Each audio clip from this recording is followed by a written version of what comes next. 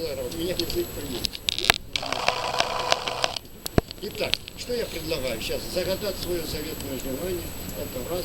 Второе, деткам закрыть ушки, да и сами. Но я сильно не буду. Готово? Полундра готова?